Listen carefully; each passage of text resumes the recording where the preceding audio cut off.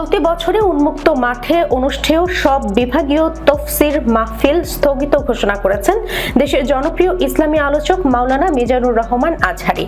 শনিবার নিজের official Facebook পেজে দেয়া এক দীর্ঘ পোস্টে তিনি এই সিদ্ধান্তের কথা জানান। আজহারী লিখেছেন, উন্মুক্ত মাঠে অনুষ্ঠেয় আমার এবছরের বিভাগীয় সকল তফসির মাহফিল স্থগিত ঘোষণা করা হলো। পোস্টের কমেন্টে জনপ্রিয় ইসলামী এই আলোচক লেখেন, গত বছর 8টি বিভাগে আয়োজিত তফসিরুল কোরআন মাহফিলগুলো শান্তিপূর্ণ ও উৎসবমুখর পরিবেশে সম্পন্ন হয়েছিল। লাখো মানুষের উপস্থিতিতে আইন শৃঙ্খলা রক্ষাকারী বাহিনীর সদস্যদের কঠোর পরিশ্রম ও পেশাদারিত্বে এসব আয়োজন সফল হয়।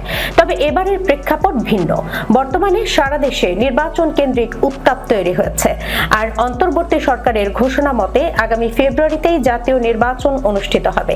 এই সময়ে রাজনৈতিক দলগুলোর সভা সমাবেশ ও প্রচারণা কর্মসূচি বাড়ছে, যা আইন শৃঙ্খলা বাহিনীর উপর বাড়তি চাপ সৃষ্টি করছে। আজহারী বলেন, নির্বাচনের ঠিক আগ মুহূর্তে আমাকে ঘিরে এই ধরনের বড় তাফসীর আয়োজন যুক্তিযুক্ত হবে না। তাই সার্বিক পরিস্থিতি বিবেচনায় আমি এবছরের বিভাগীয় তাফসীর মাহফিলগুলো স্থগিত রাখার সিদ্ধান্ত নিয়েছি। তিনি আরো জানান, নির্বাচন পরবর্তী স্থিতিশীল পরিস্থিতিতে পুনরায় তাফসীরুল কোরআনের ঐতিহাসিক মাহফিলগুলো শুরু করা হবে ইনশাআল্লাহ। এছাড়া আজহারী তার সদ্য প্রতিষ্ঠিত হাসানাহ ফাউন্ডেশন নিয়ে ব্যস্ত থাকার কথাও জানান। শিক্ষা খাতে জাতীয় পর্যায়ে অবদান রাখতে গড়ে তোলা এই প্রতিষ্ঠানের প্রতিষ্ঠাতা চেয়ারম্যান হিসেবে তিনি এখন ফাউন্ডেশনের কাজেই পুরোপুরি আত্মনিয়োগ করেছেন বলে উল্লেখ করেন তিনি। শেষে তিনি দেশবাসীর প্রতি দোয়া ও শুভকামনা জানিয়ে লেখেন, সবাই ভালো থাকবেন, সুস্থ থাকবেন।